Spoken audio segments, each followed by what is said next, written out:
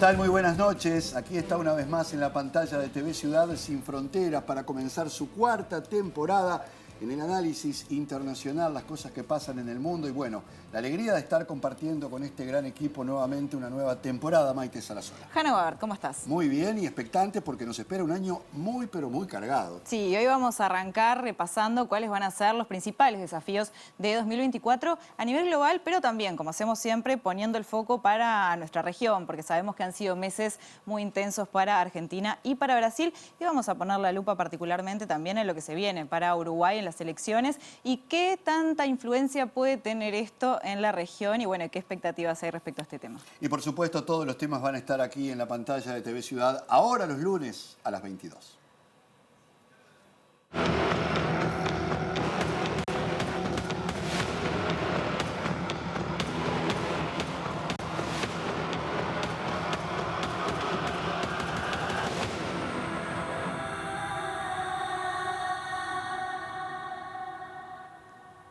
Y para no perder la costumbre, arrancamos recibiendo a Álvaro Padrón, analista internacional. Ahora sí, equipo completo, Álvaro. Bienvenido. Muchas Nuevo gracias. año, nueva temporada. Tremenda alegría de estar de vuelta juntos, de poder compartir con todo el equipo del canal y sobre todo con la gente que nos mira, ¿no? Y poner otra vez el foco en la política internacional que, como ustedes decían recién, va a tener mucha centralidad este año, ¿no? Sí, va a tener mucha centralidad, están pasando muchas cosas, han ocurrido en este periodo en el que no estuvimos al aire porque la vida continúa.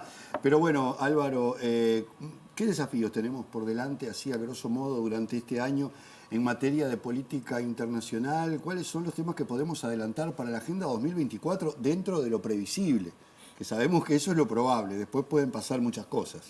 Es un buen punto, ¿no? Lo previsible y las sorpresas, porque todos los años anteriores se nos llenó de sorpresa la agenda internacional, pero es impresionante todo lo que ya hay previsto, tanto en elecciones de países como en asuntos globales. Yo, la verdad que suena a algo común decirlo, ¿no? Pero creo sinceramente que es un año especial. Es un año especial sobre todo porque algunas cosas que van a pasar, repito, sea por elecciones o por tratamiento de temas globales, van a marcar muchas décadas. Entonces estamos en un momento en donde esa agenda no va a ser una agenda cualquiera, va a ser una agenda que define el futuro. Y yo creo que nos puede ayudar un poco, porque si no es una locura de temas, dividirlo en un sentido como, por ejemplo, decir, bueno, hay una agenda global que involucra al planeta entero. Hay temas que, como ustedes decían en la introducción, se ubican en la región, que para nosotros ya pasan a ser más cercanos, entre otras cosas con capacidad de influir. Y finalmente un tema ineludible, ¿no? Año electoral.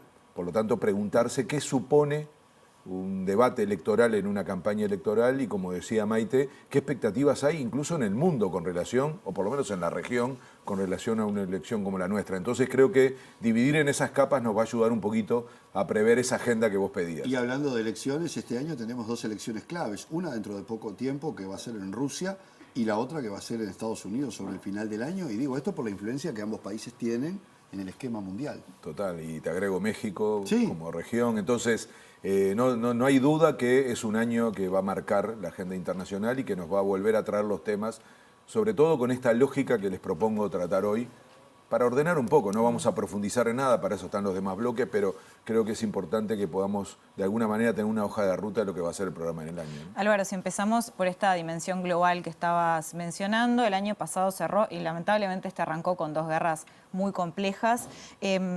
¿Cuál sería la agenda si hablamos de una dimensión global primero? Porque han pasado otras cosas también. Y yo creo que sí, las guerras se mantienen, entonces es ineludible que pensando en el mundo y por lo tanto en la no paz, yo prefiero siempre tenerlo así como un objetivo, ¿no? El objetivo de la paz, las guerras que no son las únicas, pero claramente son las que afectaron más al sistema internacional, están muy presentes. Y están presentes porque no solo porque son lugares relevantes, sino porque no son guerras solo de dos países. Uno puede decir, bueno, es una guerra entre Ucrania y Rusia, entre Israel y Palestina, pero es que ni son solo así, ni se van a resolver solo a partir de esos países. Representan mucho más, ¿no? Representan mucho más y en ambos casos no van a ser resueltas bilateralmente. Tiene que haber intervención del sistema internacional.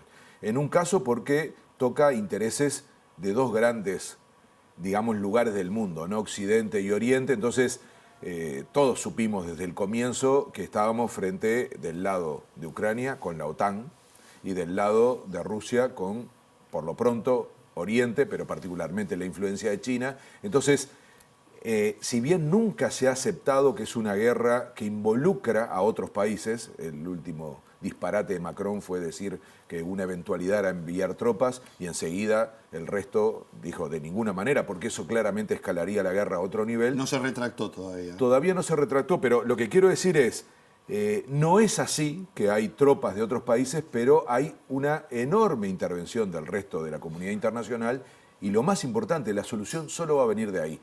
En el caso de Israel y Palestina ya es histórico, ¿no? Que es una guerra que nunca se va a resolver de manera bilateral, que se necesita derecho internacional, acuerdos internacionales, y por lo tanto nos van a seguir acompañando y por eso es tan importante, por ejemplo, el papel, lo decía Jano recién, en relación a lo que se nos viene, el papel de Estados Unidos. Pero qué momento, ¿no? Porque que tiene a Trump con un nivel de expectativa y popularidad bastante... No sé, si precisamos a Estados Unidos para resolver este tipo de guerra, no solo, pero de manera determinante, la pregunta es si Estados Unidos está en condiciones de intervenir. Y ya sabemos, perdón, cuál es la postura de Trump respecto al conflicto Israel-Palestina y respecto al conflicto Ucrania-Rusia, Sí, ¿no? sí, sí. En un caso lo va a agudizar, en el caso de Israel y Palestina, y en el caso de Rusia y Ucrania, algunos dicen que podría ser un factor de solución, porque su sintonía con Putin le puede permitir de alguna manera inclinar la balanza para una solución más rápida y para una solución hacia su amigo. En fin. De hecho, perdón, Álvaro, hoy todo el debate sobre la asistencia militar a Ucrania recae sobre los europeos más que sobre Estados Unidos. Hay que, si bien se le exige, pero hasta ahora es el debate quién manda qué y hasta dónde. Por no hablar del escándalo que hay de espionaje ahora, que era si algo le faltaba a toda esta historia entre Alemania y Rusia.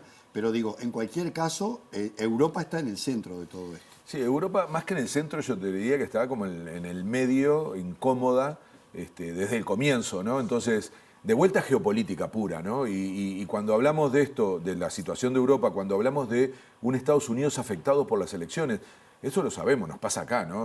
Los países se meten para adentro, aún una potencia de esa característica.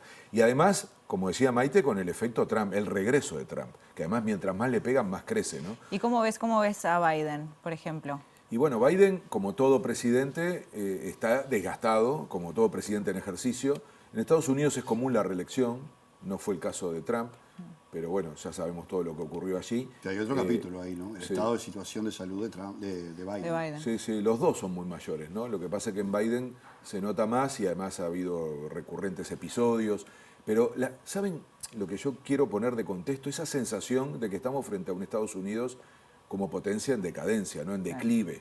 Esto hay que tenerlo en cuenta, porque si no, nos va a faltar un poco más de información y vamos a terminar creyendo que Trump es la causa de los problemas y en realidad es la consecuencia. O sea, la emergencia de un líder así en un país tan importante es la consecuencia de un deterioro, no la causa. Y por lo tanto, si miramos ese contexto, nos vamos a dar cuenta que Estados Unidos viene perdiendo peso. Esto lo hemos hablado en muchos programas, para entender que estamos en un momento de transición en el mundo. Pero además, en Estados Unidos, fíjate vos que el único candidato con posibilidades es Trump, con todas las polémicas que ha generado, con todas las reacciones. Y por otro lado, tampoco se han perfilado figuras que puedan competir ni dentro de los republicanos, porque nadie le pudo competir. Ron DeSantis se bajó enseguida, Nikki Haley ganó ahora en Washington, D.C., pero evidentemente no. Y del lado demócrata no apareció nadie directamente. No, hay un problema de renovación que, repito, tiene que ver con el estado actual de ese país. No es un problema puntual. Y eso es muy importante entenderlo, porque el telón de fondo de lo que está pasando en el mundo es ese cambio de época, que es cómo migra el poder de Occidente a Oriente. Entonces, lo que vemos sistemáticamente en el caso de Estados Unidos y de Occidente en general, que es la zona del mundo en la que vivimos, es una crisis de poder y de hegemonía frente al resto del planeta, que, repito, se va desplazando hacia Oriente y en particular con China. Entonces, si no tenemos ese telón de fondo, no vamos a entender por qué es tan importante algunas discusiones globales, que no tienen que ver solamente con esta disputa. Algunos a eso le llaman la transición hegemónica, pero luego aparece lo que algunos dicen la tormenta perfecta, que son la sucesión de problemas que hoy tiene el planeta, que no se resuelven solo en esa disputa. Por ejemplo, los problemas del cambio climático, los temas de las migraciones, la desigualdad, la inseguridad, todos son temas de escala global. Y esto lleva a una frase que a mí me impresionó mucho, ¿no? Porque yo lo digo así y parece que lo está diciendo alguien medio catastrófico, pero ustedes escucharon en febrero, fue que hubo una intervención de Antonio Guterres, el secretario general de Naciones Unidas, que dijo, estamos entrando en la era del caos. Y aquí les pongo ya un tema de agenda y una fecha concreta. El 22 y 23 de septiembre, las Naciones Unidas convoca una cumbre excepcional que le llaman la Cumbre del Futuro. Pero con esta consigna, no es que está diciendo vamos a ver cómo resolvemos los problemas, hay problemas, los vamos a tratar. No, no, no. Está diciendo entramos en una era de caos. In extremis. Sí, y lo está diciendo, es como cuando uno viaja en un avión y se abre la puerta, sale el piloto y dice, bueno, se rompió, no sé, una turbina, no tengo radar, no sé para dónde ir. O sea, no lo está diciendo cualquier persona, lo está diciendo quien conduce el organismo que está encargado de garantizar determinados elementos claves del planeta. Entonces, 22 y 23 de septiembre va a ser tema durante bastante tiempo en nuestro programa, porque ¿cómo se prepara una reunión así? ¿Quién discute? ¿Quién tiene poder? Y ahí viene una cuestión clave, ¿cómo influye nuestra región en una agenda así? Hablando de eso y pensando en la región, Álvaro, parece que ha recuperado por lo menos cierta relevancia internacional. Hay mandatarios que se han manifestado a nivel global, como veíamos en el caso de Lula, como en el caso de Gustavo Petro. Hablando de Lula, eso ha representado un poco el regreso a una incidencia brasileña a nivel internacional. Ya lo habíamos hablado cuando Lula asumió de que iba a tener un protagonismo, no sabíamos qué tanto, ¿no? Pero ahora vemos que evidentemente lo está teniendo. Pero los desafíos de la región también son enormes, más aún en este contexto internacional. ¿Qué deberíamos atender acá en esta región donde vemos también que las discrepancias ideológicas empiezan a pesar en los organismos supranacionales, caso de la CELAC hace unos días? ¿Qué nos espera acá? Bueno, región, ¿no? Yo creo que lo primero es esto que vos decías, hay efectivamente un proceso de recuperación de protagonismo. Después de 10 años de una pérdida absoluta de influencia, casi una desaparición, el año pasado no cabe duda que recuperó sobre todo presencia internacional la región. Claramente al influjo de Brasil, pero no solo. Decías recién el caso de Petro, yo agregaría también el caso de Boric, en gran medida México. López Obrador, sí. Sí, entonces hay si uno ve los organismos, las reuniones, los discursos, los planteos, las propuestas, encuentra a América Latina otra vez con una cierta capacidad de influir. Yo a eso le llamo un periodo de transición, porque la pregunta, ¿se acuerdan que hablamos mucho de los ciclos políticos en la región y si estábamos consolidando un nuevo ciclo progresista, si había contradicciones, si eso suponía una agenda nueva? Para mí eso es una transición y por eso también medir la influencia va a ser parte de esa transición, porque como vos decís empiezan complicaciones. Por ejemplo, México va a ser difícil que este año influya porque tiene elecciones. Tiene elecciones. Y eso, repito, siempre mete para adentro a los países. Puedo nombrar también como una complicación lo que está pasando en Argentina. No porque haya cambiado solamente un signo, sino por el perfil. Bueno, nos vamos a meter en tema en el segundo bloque con Argentina, pero justamente, ya lo ha dicho muchas veces Milei, él ha dicho a mis amigos, son Israel y Estados Unidos y los países libres, y ni mira para otro lado, ¿no? O sea, está como muy claro también esa visión y ese enfoque que tiene el gobierno de Milei. Es así, y además Argentina es un país con tamaño como para complicar las cosas, porque uno ya ha visto países complicados, ¿no? En nuestra región, el año pasado, la situación de Perú, de Ecuador. Lo que pasa es que Argentina pesa. Por ejemplo, tomó una primera decisión que es salir de los BRICS después de que había entrado, ¿no? Duró un mes. Entonces, estamos frente a un jugador pesado con un líder especial, aunque uno empieza a ver que en política internacional está muy mediado por la Cancillería, y si uno observa, por ejemplo, el acuerdo Unión Europea-Mercosur, inmediatamente hubo una señal del lado de la Cancillería de nosotros acompañamos esa política. Insólitamente, esto se trancó, ahora lo podemos ver un poco más en detalle, pero digamos, hay elementos que hacen relativizar lo que fueron los discursos. Vieron la visita con el Papa, ¿no? Sí. Entonces, después de lo que dijo. Ahora, hay una está fría la cosa con Brasil, ¿no? Sí, por supuesto, y con Colombia también. O caliente. Pero sí, Pero lo que sí que vos decís a propósito de esto es que la Cancillería argentina no es que se ha deslindado de Milei, pero como que ha tomado cierta posición que va un poquito más allá de las posturas de Milei. Yo creo que esto se vio también con las expresiones de la canciller, con la visita muy polémica de David Cameron, a las Islas Malvinas. Primero lo dijo un poco en broma, bueno, la próxima vez que venga a Buenos Aires, ya que vino a la Argentina, pero después, como se dice, en términos futbolísticos, metió un trancazo en la reunión del G20 hacia ese posicionamiento de Cameron, ¿no? Por lo menos en lo que representó simbólicamente su llegada a las islas. Ahí la clave es la relación con Brasil. Y hay un trabajo muy fuerte de ambas cancillerías por recuperar un vínculo. Todos sabemos que los dos países se necesitan y actualmente precisa más Argentina-Brasil que Brasil-Argentina. Lo que pasa es que eso en clave bilateral. En clave región, Brasil necesita que Argentina no complique. Y en realidad el jugador que trajo la novedad de esta, digamos, reaparición de América Latina en el mundo es Brasil, teniendo las condiciones de pesar en la agenda internacional, siendo presidencia del G20, siendo el año que viene presidencia de los BRICS, teniendo la capacidad de influir en agendas globales, pudiendo convocar en la región reuniones como la del Retiro. Le toca ahora, y por eso digo que está repartido el juego, a Chile seguir con esa agenda, porque yo creo que al final, y este es mi punto para medir la transición, si a mí me dicen dónde elegir el termómetro para esta transición, a ver si es tal, sería con respecto a la integración regional, más que con los ciclos políticos y demás. Y la integración regional, que empezó el año pasado a tener un nuevo músculo, cuando dijeron, bueno, no hablemos de UNASUR si no hay consenso, pero intentemos tener una hoja de ruta, y ahí sale el consenso de Brasilia. Todo eso ahora le toca el retiro 2, digamos, le toca a Boric. En mayo, por eso sigo poniendo fechas incluso a las cosas que vamos a tratar este año. En mayo tiene que haber una segunda cumbre de presidentes sudamericanos, ese retiro 2, en donde debería haber una evaluación del consenso de Brasilia, y la pregunta es, ¿son capaces de dar un paso más? ¿Se acuerdan que el año pasado al final veíamos la creación de un fondo para la integración regional hecho por los grandes bancos de la región, el BID, la CAF, el BNDES de Brasil? En fin, eso significa que hay recursos para la integración, 10.000 millones de dólares.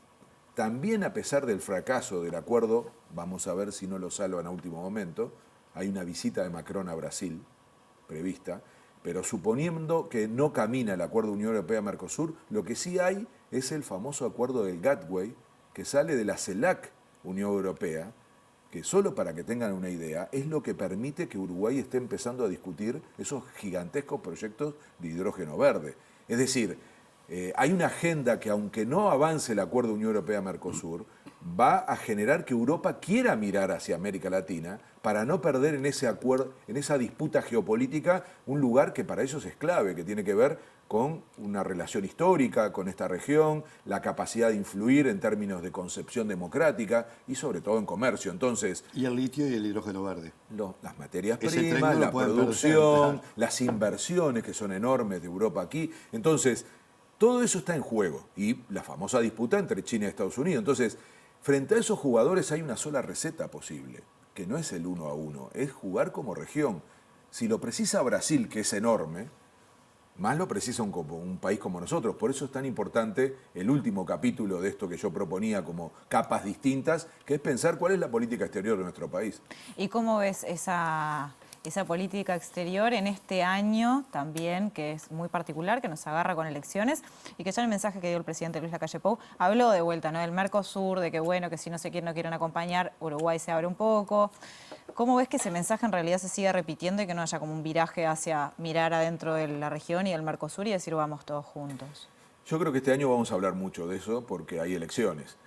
Menos de lo que a mí me gustaría se habla en la política. Es una cosa extraña, ¿no? Parece como que este país se ha vuelto más aldeano. Es muy contradictorio con la influencia que el mundo tiene en nosotros. Pero ha sido extraña, perdón, la política exterior uruguaya en general, sí, en los últimos años, ¿no? O sí, sea, sí, quizás sería difícil decir que hubo una línea, más allá de que sí fue una política exterior bastante presidencialista, con la cara de Luis Lacalle Pou al frente.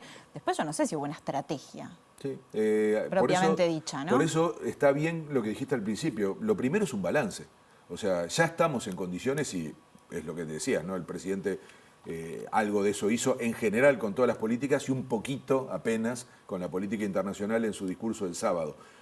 Pero después vamos a hablar también de política internacional cuando escuchemos a los candidatos y a los partidos decir lo que quieren hacer. O sea, es como doble función, ¿no? Por un lado el balance del propio gobierno y por otro lado las promesas y lo que van a estar planteando como parte del debate político. Y también vamos a empezar a escuchar hablar en otros países de la expectativa sobre esas elecciones en Uruguay. Entonces va a haber tema para traer un poquito más Uruguay a la mesa. Sobre el debate electoral es esto que yo les decía, todavía escucho muy poco. Es interesante ahí también ver cómo determinadas cuestiones que tienen que ver con la política internacional se vuelven a repetir, ¿no? Pienso en Venezuela. Ya arrancó el tema Venezuela y se va a seguir hablando de Venezuela, pero es como que cae justo en momentos, ¿no? Sí, se usa. Se usa, sí. A mí me da un poco de tristeza porque yo no digo que no se haga, porque sí, es un tema obviamente importante que haya una discusión sobre cómo se caracterizan a los países, cómo nos relacionamos. Ahora, es tan obvio que se utiliza electoralmente y que por lo tanto nos perdemos la oportunidad de discutir política internacional, Claro. en donde también entra esto, pero es tan obvio que se trae a colación para ese chisporroteo menor. Pero en fin, repito, creo que hoy lo que tenemos sobre la mesa es más esta oportunidad de haber escuchado al presidente y por lo tanto colocar más sobre el balance, el análisis, que sobre lo que estamos escuchando de propuestas nuevas. Y en ese sentido yo creo que se lo notaba muy incómodo a la calle, ¿no? Muy incómodo. Apenas, como no podía no hablar del tema, lo tocó pinceladas y con muy poca autocrítica. Yo creo que es un problema para la calle por tres razones. Primero, porque él tuvo mucho protagonismo.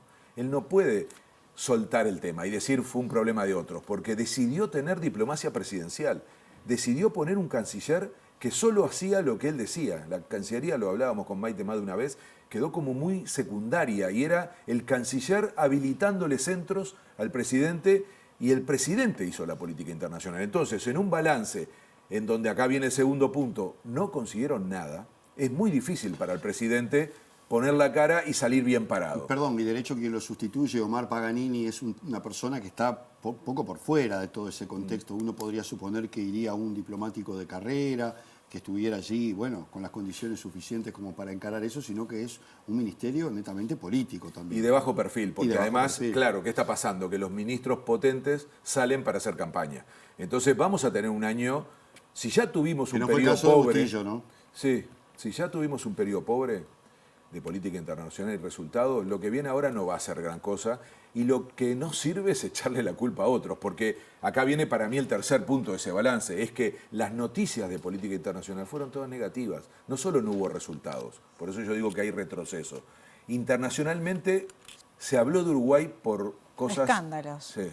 Escándalos. Sí. Y ahí es donde aparece, como dice Jano, la figura de Bustillo, que está asociada, encima con una renuncia, a un momento raro de la política internacional. Ojalá cambie, porque repito, necesitamos que el país discuta esto. Todo lo que acabo de nombrar en clave global y regional nos involucra. Porque si hubo pandemia, bueno, fue un tema global. Si hubo sequía es porque hay crisis climática. Si hay problema de inseguridad, hay crimen organizado internacional que lo vamos a tener que coordinar. Y así puedo seguir. Entonces, no meter la política internacional en un debate electoral para ver los rumbos del país es un error. Y además, desde afuera, están esperando, sobre todo en la región, ver qué pasa con Uruguay. Porque va a ser parte de una nueva ecuación o no, de esto que decíamos recién, una región complicada. ¿Qué va a aportar Uruguay? ¿Más de lo mismo o un cambio? Entonces, es un año en donde nos van a mirar de afuera. Álvaro, y vamos a mirar Brasil en el próximo bloque. Quédense que ya venimos.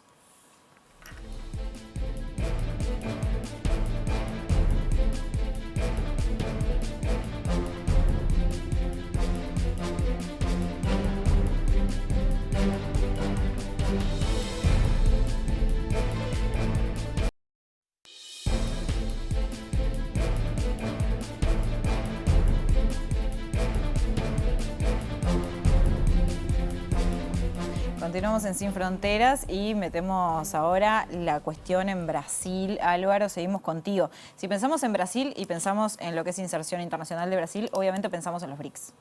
Es algo es imposible no hacerlo. Recordemos que Argentina, junto con Egipto, Etiopía, Arabia Saudita, Irán y Emiratos Árabes Unidos, fueron aceptados en agosto como integrantes del bloque. Esto comenzó a regir el 1 de enero de este año. Pero al finalizar el año pasado, Argentina comunicó que de acuerdo a que la impronta en materia de política exterior del nuevo presidente argentino difiere en muchos aspectos de la del gobierno precedente, decidieron no integrar entonces el bloque de los BRICS. Decisión fuerte de Milei, fue muy comentada en su momento, pero bueno, ¿qué se espera del papel de Brasil en este bloque? Ya mencionábamos un poco lo que era el liderazgo mirando a la región, pero también a nivel mundial. Es que Brasil conecta todos los temas que hablábamos, ¿no? Era lo global, lo regional y por supuesto al final en relación a nosotros porque es nuestro principal socio comercial, vecino, miembro del Mercosur, en fin, por muchísimas razones una de las prioridades junto con Argentina. Entonces, y acá viene otro tema en lo que vos mencionabas de lo que hablábamos hace un rato, ¿no? La capacidad de Argentina de complicar la agenda de Brasil.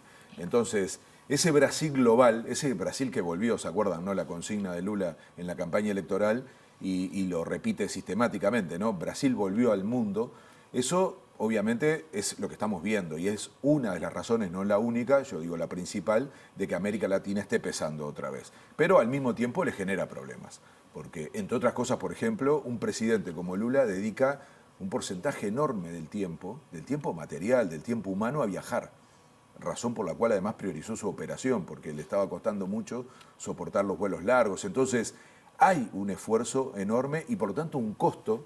No es gratis esa recuperación de un papel protagónico. Ahora te agrego algo más que quedó un poco, digamos, soslayado, pero que no deja de ser importante, y creo que vos mismo, Álvaro, lo destacaste alguna vez acá, porque ha insistido nuevamente en el relacionamiento con África, por ejemplo. Le ha dado mucho interés o mucha importancia, por lo menos en las visitas que ha llevado a cabo a ese continente, y allí es donde ha dicho cosas también para el resto del mundo. Y sí, porque ahí aparece ahora, enganchando un poco con lo que decía Maite de los BRICS, ¿no? En los BRICS está Sudáfrica. Entonces, cuando uno observa esa, de alguna manera, esa alternativa que se quiere presentar frente a lo que era el mundo rico, ¿no? Los BRICS son eso, son los países emergentes, ya casi no lo son, porque poner a China o eventualmente a India como un país emergente es difícil, pero su origen fue disputar y tratar de mostrarse como una especie de club de los que querían también definir temas globales. Ya lo ha superado ampliamente y este criterio de crecer fue parte de esa lógica, porque era un grupo relativamente chico, ¿no?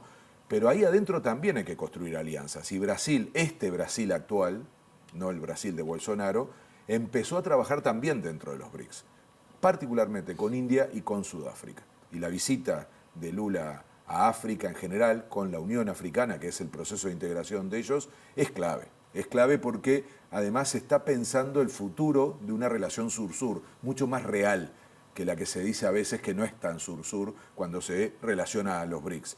Entonces, todo eso es parte de ese primer gran centro que pone Brasil en el escenario más global que tiene, que son los BRICS, que yo lo asociaría también a la ONU, porque después viene una discusión distinta que es la del G20, que es la que está protagonizando ahora. Es muy importante porque Brasil está presidiendo el G20 en estos días. Tuvo primero una cumbre de ministros de Relaciones Exteriores, hace unos 20 días, un poquito menos, y la semana pasada fue la reunión de los ministros de Economía del G20, que quizás es la más pesada, porque es la que se pone a discutir temas que tienen que ver con la economía. Tiró una idea que la está aplicando Brasil dentro de su propio territorio, que es la aplicación de impuestos a los llamados súper ricos.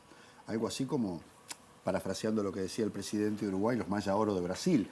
Es decir, y parece que le está dando cierto resultado, pero esto lo propuso como una política que los países desarrollados deberían aplicar para poder, de una vez por todas, solucionar cosas que están pendientes, la desigualdad, entre otras. El titular es ese, la desigualdad, porque después quedamos todos prendidos a la idea de impuestos, ¿no? Cuando en realidad la pregunta es al revés, es cómo se resuelve la desigualdad. Si no ponemos esa discusión, siempre parece que lo único que estamos diciendo es cómo aumentar impuestos, y en realidad tiene que ver cómo se distribuye la riqueza. Perdón, esa riqueza que vos mismo has dicho acá, Álvaro, ha crecido exponencialmente. Se ha concentrado. Se ha concentrado y ha crecido muchísimo y por el otro lado la situación es exactamente la inversa, ¿no? Exacto, entonces con ese diagnóstico hay que discutir. Y ese problema ya no se resuelve solo país por país. Lo que hace Lula es decir, Si yo lo aplico en Brasil y funciona, y no se ha parado la economía, ni mucho menos, nadie ha prendido fuego nada, ni se acabó la propiedad privada, o sea, todos esos cucos que andan en la vuelta, ni se ha perdido la inversión. Bueno, si está funcionando, ¿por qué no hacerlo a escala global? Ya venía esta discusión, ¿se acuerdan, no? Con la idea de un impuesto, digamos, es un porcentaje a las grandes fortunas, a las empresas transnacionales, porque eso es lo que hay que entender. Acá el problema es que hay sectores que han logrado evadir impuestos. No es solamente que se están haciendo más ricos, es que después no pagan, porque eligen paraísos fiscales para tener sus empresas. Entonces, no estamos solamente discutiendo que algunos se llenan de plata, estamos diciendo que para llenarse de plata evitan hacer lo que hacemos cualquier ciudadano en nuestros países, que es pagar impuestos. Entonces, eso es injusto, eso es un robo. Se le puede llamar así, robo. Porque si yo en Uruguay no pago impuestos, primero tengo un montón de problemas y finalmente puedo tener también un problema hasta de prisión, porque estoy haciendo una cosa que es ilegal. Entonces, ¿por qué no tener criterios así a nivel internacional? Eso es lo que está planteando no solo Lula, lo está planteando muchísimos líderes, incluso en el norte, que se empiezan a dar cuenta que pierden las condiciones para resolver problemas en sus países y que entonces eso después tiene consecuencias en términos electorales. Por lo tanto, esto ya no es un problema de izquierda o derecha, esto es un problema de empezar a encarar una forma de gobernar el planeta. Por eso vuelvo a la discusión de la ONU, ¿no? Y vuelvo a la influencia de varios de estos países en la agenda internacional, entre otros Brasil. Por ejemplo, pensando en la reforma de los organismos financieros internacionales, el Banco Mundial y el Fondo Monetario Internacional. Esto está en la agenda, con el título Desigualdad, cómo recuperar elementos de igualdad en el planeta. Y otra, evidente, es la discusión del Consejo de Seguridad de Naciones Unidas, porque no asociemos solo la política internacional a comercio y a economía. Tenemos un mundo con guerras, tenemos un mundo que ha demostrado que su fórmula de gobernanza no está caminando, porque el veto de algunos países hace imposible que al final este organismo exista, funcione, tenga sentido. Por eso, estas dos discusiones son centrales. La reforma de los organismos financieros internacionales en pos de una igualdad que cada vez es menos presente, o dicho de otra manera, hay cada vez más desigualdad en un mundo más rico, y por otro lado, la necesidad de reformar el Consejo de Seguridad porque en vez de garantizar la paz, está consolidando la guerra. Para todo eso Brasil es importante y sobre todo para nosotros es importante porque si no, jamás nuestra región tendría opinión en el mundo. Así que, ¿esto es gratis? No, no es gratis, porque adentro de Brasil hay problemas, sobre todo la ultraderecha. Miren lo que acaba de pasar con las declaraciones de Brasil con respecto al conflicto entre Israel y Palestina. Eso, además de ser polémico internacionalmente, generó una crisis política dentro de Brasil, incluso un planteo que no funcionó de sectores políticos de hacer un juicio político a Lula. Ahora, eso habla del peso que tiene Brasil, ¿no? Porque el cuestionamiento de Brasil caló hondo, como no caló, por ejemplo, los cuestionamientos que ha hecho Maduro u otros líderes latinoamericanos, el propio Petro. Sin embargo, la reacción cuando lo dijo Lula fue completamente distinta a los demás. Es por el peso del país, porque eso ya entonces hace ruido. Y cada vez que Brasil hace ruido, complica el escenario internacional. Este fue el origen del golpe de Estado cuando se hace el impeachment, el juicio político a Dilma. De alguna manera había una preocupación sobre que Brasil estaba influyendo demasiado a escala internacional. Entonces, ese proceso tuvo una explicación, tuvo una lógica interna y una lógica externa, ganadores y perdedores en ambos ámbitos, y finalmente lo que lograron, y eso es objetivo, es que Brasil saliera del mundo, con un presidente impresentable.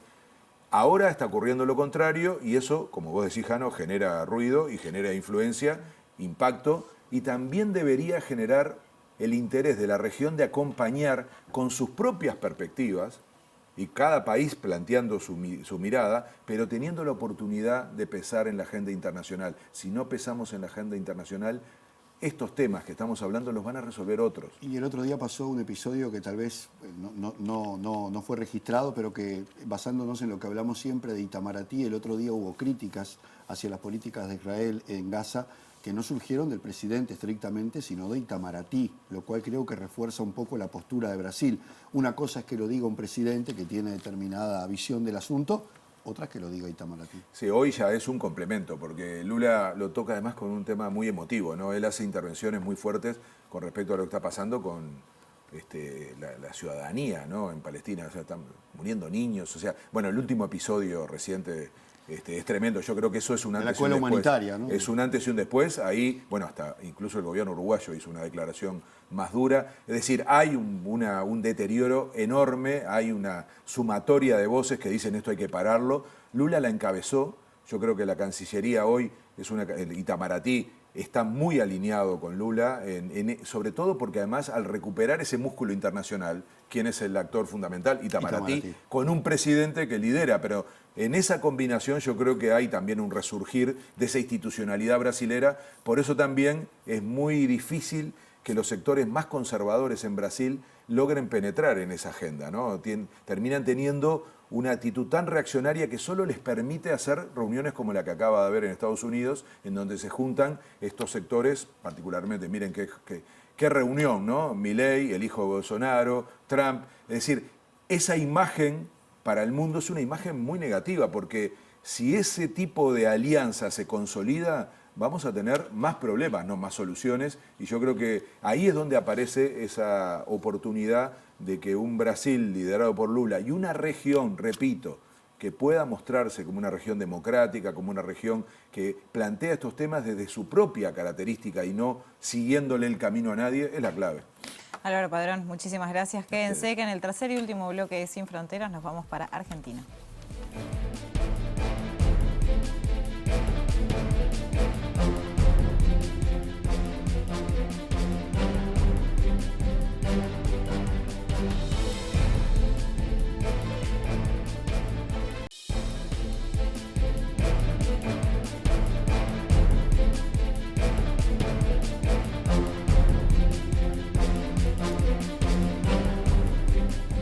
En una nota editorial publicada la semana pasada, el periodista argentino Ari Elijalad se preguntaba: ¿cuándo es demasiado?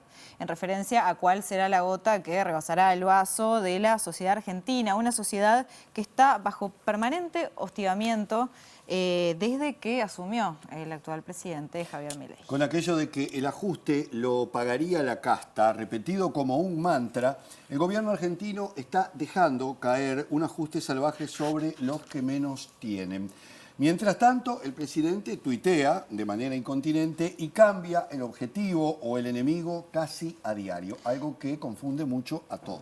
La actividad de las pymes, además, cayó en un 30% en el último mes y Asindar, la siderúrgica más grande del mundo, paró su actividad por 30 días. Además, también la venta de alimentos se desplomó. A su vez, la venta de medicamentos cayó un 45%. Desde que asumió Milei también hubo una mega devaluación, niveles de inflación récord, desempleo y represión, incluyendo balazos a periodistas. Ari Elijalad es un periodista argentino, conduce Habrá Consecuencias de lunes a viernes a las 7 de la mañana en El Destape y lo tenemos aquí con nosotros justamente para profundizar sobre todos estos aspectos. Ari, bienvenido, un gusto tenerte con nosotros. Hola, ¿cómo están? Gracias por el contacto. Hola. Bueno, Ari, ¿cómo se puede definir este momento que está viviendo Argentina con el gobierno de Milei? Y como tú te preguntabas en tu editorial, ¿cuándo va a ser demasiado? ¿Cuándo alguien va a decir hasta acá o esto ya supera todo? Como algunos lo han dicho. Sí, bueno, ustedes hicieron un muy buen resumen de todo lo que ha sucedido en esto que parece mucho tiempo, pero son apenas 2 meses y poquito de gobierno de Javier Milei. Pero efectivamente, todas las medidas económicas que ha tomado lo que muestran es que Milei está ejecutando una política de caos planificado, que tiene un capítulo de miseria planificada, que es en lo que se están convirtiendo los ingresos de la enorme mayoría de los argentinos, y un capítulo de crueldad planificada, que es que no solo está enviando la miseria a millones de personas, sino que incluso está enviando la muerte a muchas personas. Esto no es un eufemismo.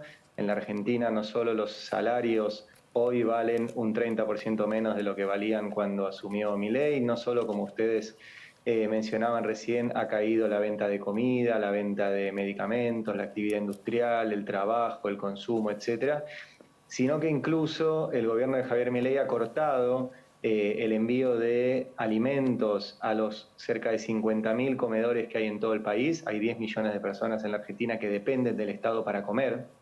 y además ha cortado la entrega de medicamentos, sobre todo medicamentos oncológicos y para tratamientos graves, que se hacía desde el Ministerio, que ya no existe más, de Desarrollo Social, y que hoy en día pone en riesgo miles de vidas que necesitaban de esos medicamentos para vivir. Así que la verdad que en democracia no habíamos vivido algo como esto. Hemos tenido en la Argentina gobiernos neoliberales, hemos tenido en la Argentina gobiernos de derecha, pero aún esos gobiernos neoliberales y de derecha tenían cierta cuota de humanismo práctico, no digo de humanismo ético, pero sí de humanismo práctico para que no les explotara la situación económica que estaban generando. Durante los 90 existía durante el gobierno de Menem un amplio abanico de ayuda social para todos aquellos que se caían del mapa con la aplicación de las máximas del Consejo de Washington.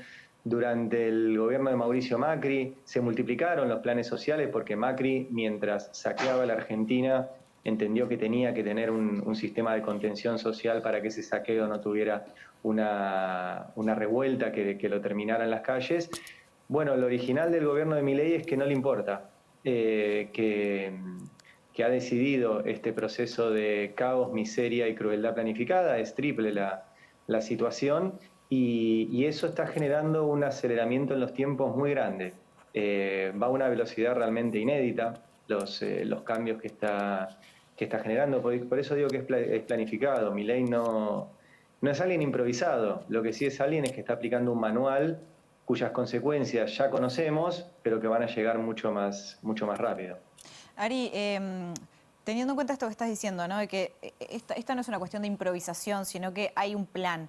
Y tomando lo que decía Hanna al principio, de que Milei es como que va cambiando de enemigos, ¿no? Semana a semana, y que tiene enemigos tan diversos como sea Lali Espósito a, no sé, Nacho Torres. ¿Hay una intencionalidad en esto, en correr la mirada hacia el lío, el quilombo en Twitter, el responderle a Lali y publicar una foto y hacer como una especie de bullying también, ¿no? Hacia determinadas personas? Es una forma de distraer, y en este sentido también, y te agrego otra pregunta, ¿cuál es el rol de Caputo, no el ministro, sino el que es asesor en comunicación? ¿Está detrás de esto? Sí, arranco por el final, sí, el que diseña toda la estrategia comunicacional y de imagen de Milei es Santiago Caputo, que como decías no es el ministro de Economía Luis Caputo, sino que se llama Santiago, es un hombre más joven y su trabajo es ese, justamente el de publicidad y marketing del gobierno de Milei. Lo que decís de las peleas, yo creo que es doble. Por un lado, Milei efectivamente se pelea y agrede e insulta a muchas personas, tanto anónimos como a personas públicas como Lali. Eso, en el caso de Lali o de otros actores, entiendo que tiene un objetivo bien pensado, que es, por un lado, distraer, como bien decías, y por el otro lado, sembrar miedo ante cualquier voz que se alce desde un lugar de representación para decir cosas. Y en la Argentina, al igual que en Uruguay, los artistas han sido realmente importantes a la hora de comunicar, a la hora de explicar las cosas que están pasando a través de su arte y a través de su participación pública en las discusiones de cada día. Entonces, yo creo que tiene un doble objetivo, un doble juego eso. Por un lado, efectivamente, distraer, pero por el otro, generar terror. En la Argentina, el que se mueve un poco del pensamiento del gobierno es hostigado, es atacado, es insultado, sufre violencia, tanto física como en algunos casos verbal, y eso genera obviamente una onda expansiva que tiende al silencio. Y yo creo que eso está también bien pensado y además bien articulado, porque una cosa es el Twitter de Milei, pero después hay todo un sistema de medios que son financiados por las empresas que le escriben las políticas económicas a Milei. O sea, quiero explicar esto. Milei, desde que asumió, hizo varias cosas importantes, de vuelta, todo muy quirúrgico, pero que básicamente lo que hacen es una brutal transferencia de recursos de la ciudadanía hacia las grandes empresas. La mayoría de las decisiones de Milei no ahorran dinero del Estado, porque no hay ningún ahorro del Estado al, por ejemplo, liberar el precio del petróleo, al liberar el precio de la medicina prepaga, al liberar que las tarjetas puedan cobrar lo que quieran, al liberar el precio de los alimentos, de los medicamentos. El Estado no ahorra nada ahí. Es más, pierde dinero porque lo que empieza a ver es que deja de recaudar impuestos, porque la gente cada vez consume menos. Entonces, no es cierto el discurso del ahorro y el déficit fiscal. Lo que estamos viviendo en Argentina es una transferencia brutal de recursos de la mayoría de las personas a un pequeño grupo de empresas. Esas empresas invierten mucho dinero en medios para que los medios no digan estas cosas y sigan la agenda de agresiones y de distracciones que plantea Javier Milei desde su cuenta de Twitter. Entonces, yo creo que es algo que está muy bien coordinado, muy bien pensado y que tiene que ver con esto, con que en la Argentina lo que tenemos es a las empresas gobernando a un pequeño grupo de empresas gobernando a través de Milei. No a las empresas en general, porque en la Argentina, como ustedes decían al principio, los comercios, las pymes, la industria están teniendo niveles de caída históricos que nunca habían vivido y eso tiene que ver con que cada vez los ingresos alcanzan para menos. Entonces, si el ingreso alcanza para menos, se consume menos, si se consume menos, se produce menos, si se produce menos, las empresas funden, si las empresas funden hay más desempleo, si hay más desempleo, volvemos al inicio, la gente tiene menos para consumir y es una rueda que no termina más. En el medio, sí, Milei se pelea con todo el mundo, pero hay que separar eso y empezar a ver efectivamente qué es lo que está haciendo. Y repito, lo que está viendo la Argentina a una velocidad inédita es una transferencia de recursos de la enorme mayoría de la población a un pequeño grupo de empresas que son las que están detrás de cada una de las medidas que toma el gobierno. Te íbamos a preguntar, Ari, cuál era el rol de los medios, pero uno, pensando un poco en lo que ha sido la historia de la República Argentina, los avatares políticos, los cambios, toda la vida los grandes medios, naturalmente, estoy hablando, las grandes corporaciones, siempre supieron acomodar el cuerpo perfectamente de acuerdo a cada una de las circunstancias. Creo que esto vuelve a quedar claro o se reafirma con esto que tú estás explicando del rol que hoy tienen los medios de comunicación en Argentina. Pero vamos a lo cotidiano. ¿Qué va sucediendo con el dólar? ¿Qué va pasando con los aumentos de alimentos, transporte, combustible? Esto que afecta directamente a los trabajadores argentinos, a la gente común. De hecho, hemos visto algunas reacciones que no son novedosas porque ya se practicaban en Europa, pero ahora en forma sistemática, el molinetazo, como le han llamado a esa protesta de saltar por arriba en las estaciones de tren para no pagar, lo cual muestra un poco el estado de situación y de ánimo de la gente, ¿no? Claro, a ver, efectivamente, como bien dicen, Milei, una de las medidas que tomó fue eliminar los subsidios que existen en la Argentina al transporte. Subsidios que existen en todo el mundo, incluso en muchas ciudades importantes del mundo donde el transporte es incluso gratis. ¿Por qué es gratis o está subsidiado el transporte? Y eso es lo que, volviendo a lo de los medios, no se explican los medios. El transporte está subsidiado por el Estado para que los trabajadores se puedan trasladar barato. Y lo que hace es trasladar fuerza de trabajo de forma barata para que generen riqueza en sus lugares de trabajo, en sus empresas, en sus oficinas, en sus comercios. Al eliminar ese subsidio que hay en el transporte, lo que pasó en la Argentina es que se triplicaron, cuadruplicaron o quintuplicaron, depende del lugar, el boleto del colectivo o del subte aquí en la ciudad de Buenos Aires, sin que eso tenga un correlato en los ingresos de los trabajadores. O sea, a una empresa X, ahora una muy conocida, cuyo dueño vive ahí en Uruguay, o por lo menos tiene su domicilio fiscal Mercado Libre, los trabajadores de Mercado Libre se trasladan a Mercado Libre barato gracias a que el Estado subsidia una parte del boleto. Ahora esa parte del boleto la tiene que pagar el trabajador, por lo tanto se le reduce el sueldo. La otra opción sería que las empresas empiecen a pagar los viáticos de sus trabajadores, cosa que no van a hacer. Entonces, a Mercado Libre lo que va a tener es trabajadores cada vez más empobrecidos porque tienen que gastar más en el transporte y no se les va a pagar el correlativo de viáticos. Y eso genera algo que el propio Milei ha reconocido. Ustedes saben que en la Argentina Milei firmó un decreto de necesidad de urgencia, apenas asumió, que sigue vigente, y que desregula todo, desregula el precio de la comida, desregula el precio de los alquileres, desregula el precio de los medicamentos, el precio de las prepagas, permite que te puedan cobrar, como les decía, lo que quieran, las tarjetas de crédito, desregula el sistema aéreo, etcétera. Y tenía un capítulo de desregulación de todo el sistema laboral que eliminaba las indemnizaciones a los trabajadores no registrados, eliminó las horas extras, prohibió las asambleas en los lugares de trabajo, prohibió los paros, un capítulo absolutamente regresivo, que está suspendido judicialmente. Pero Milei en una de sus últimas entrevistas dijo que él ya no necesita la reforma laboral porque al haber destruido tanto los sueldos, la reforma laboral se hace sola. ¿Qué significa eso? Que cuando los sueldos están tan pauperizados y sobre todo cuando empieza a quedar tanta gente sin trabajo, calculen que en la Argentina, desde que asumió Milei, ya hay 300.000 personas vinculadas a la obra pública de forma directa o indirecta que quedaron sin trabajo. 300.000 personas.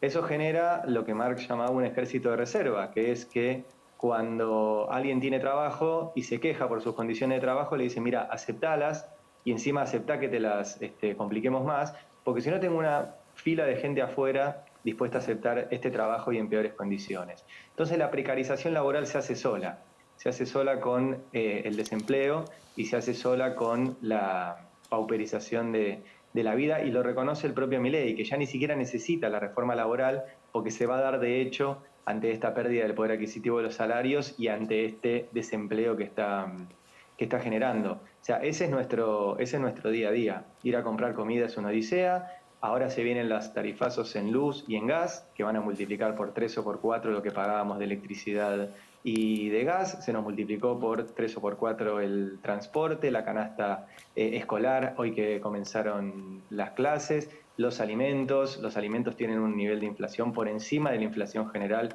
que ya es alta. Así que las condiciones de vida en la Argentina son cada día más duras. Son cada día más duras. Sí, yo me quedé pensando simplemente en un pequeño detalle, tomando en cuenta el volumen de una ciudad como Buenos Aires, porque se lo he escuchado decir a mucha gente. Toman un ómnibus para llegar a la estación, toman un tren para llegar a la capital y después toman un ómnibus para ir a su trabajo, que en nuestra mentalidad un poco más pequeña es tomar un ómnibus o dos en todo caso. Aquí hay gente que toma o que sube a muchos medios de transporte para llegar, a veces 3, 4 horas de viaje, ¿no? Y bueno, hacé el cálculo, esos 6 viajes por día te darían alrededor de 60.000 pesos argentinos mensuales. El salario mínimo hoy en la Argentina está en 156.000. O sea, Ari, solamente en transporte te llevaría casi la mitad del salario mínimo. Ari, para meternos, es impresionante, para meternos en otro tema que también estuvo en agenda en los últimos días, se generó un fuerte conflicto entre Milei y las provincias, viendo a Chubut como un referente. ¿Qué fue lo que pasó? Si puedes explicarnos qué fue lo que desató este conflicto. A ver, Milei, su discurso es el discurso de déficit cero, y lo que anunció en enero fue que por primera vez tuvo superávit el Estado argentino. El tema es que ese superávit fue falso porque básicamente lo que hizo fue no gastar nada. Es como si ustedes en su casa, cuando cobran el sueldo, no pagaran la luz, no pagaran el gas, no compraran comida, no viajaran, no se movieran, y sí, seguramente les va a alcanzar, les va a sobrar plata a final de mes. A mí no me gusta comparar la economía de un país con la de una casa, pero para que se entienda, Milei lo que hizo fue no gastar nada. Entonces no transfirió dinero a los jubilados, no pagó los sueldos públicos, no pagó las universidades, no pagó los hospitales, y además suspendió las transferencias, a eso voy de tu pregunta, las transferencias de dinero que son automáticas a las provincias. En la Argentina, al tener un sistema federal, lo que sucede es que el Estado recauda un montón de impuestos, y esos impuestos hay una parte que se coparticipa de forma automática. O sea, el 56% de lo que el Estado Nacional recauda se reparte automáticamente al resto de las provincias, y después hay otro tipo de fondos que tienen asignación directa, que van directo también a las provincias. Lo que hizo Milei fue suspender las transferencias a las provincias, no mandó plata para obra pública, no mandó plata para los subsidios al transporte, y no mandó plata para pagarle los sueldos a los maestros que tenían que empezar las clases ahora. Y en el caso de algunas provincias, los fondos de coparticipación representan un porcentaje muy alto de todo su presupuesto. En el caso de Chubut, casi un tercio de su presupuesto depende de los fondos coparticipables. Entonces, cuando Milei no se lo manda, la provincia de Chubut le dijo, si no mandan los fondos, nosotros no vamos a mandar lo que producimos. Y la provincia de Chubut en Argentina, junto con otras 2 provincias de la Patagonia, producen el 90% del petróleo y el 80% del gas. Entonces, si las provincias argentinas no permiten que salga de su territorio el petróleo y el gas, el país se frena. Entonces, esto es una situación parecida. Hay una película muy divertida, si la quieren ver, que se llama Un día sin mexicanos. Básicamente, en California, que es uno de los estados más ricos de Estados Unidos, había mucha crítica a la cantidad de mexicanos, que son un tercio de la población de California, un territorio anexado por los Estados Unidos en 1848. Entonces la película, Un día sin mexicanos, cuenta qué pasaría si California se queda sin mexicanos durante un día. Y básicamente no puede funcionar, porque los mexicanos hacen todos los trabajos que los estadounidenses no saben o no quieren hacer y producen tanto que sin ellos no podría funcionar. Bueno, yo pensaba en estos días, en el caso de la Argentina, el Estado Nacional no produce nada. En la Argentina la producción está en las provincias. Todo el centímetro de la Argentina está en una provincia y son las provincias las que producen y el Estado Nacional que administra ese dinero y después lo reparte en función de las leyes que existen. Sin las provincias el Estado argentino no existe. Por ende, lo que está jugando Milei es a una situación de disolución nacional o de disgregación nacional, porque está generando que las provincias tengan que amenazar con no mandar sus productos, en el caso de las provincias patagónicas energía, pero pueden ser otras provincias que producen alimentos u otras provincias que producen otro tipo de cosas que el resto del país necesitamos. Así que lo que pasó es que todas las provincias que están sufriendo este ahogo por parte de Milei le dijeron o mandás la plata o nosotras no vamos a mandar todo lo que producimos. Queda claro. Y la verdad que es una situación... ¿Cómo? Sí, sí. No, termina, Ari.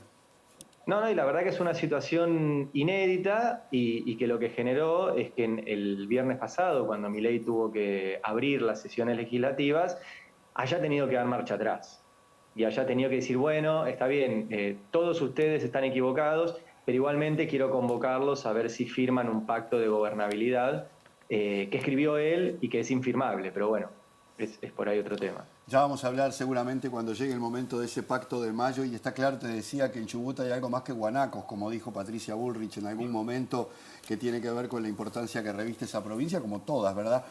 Para terminar y brevemente, porque se nos termina el tiempo, Ari, ¿qué está pasando con la oposición? ¿Qué está pasando con el kirchnerismo?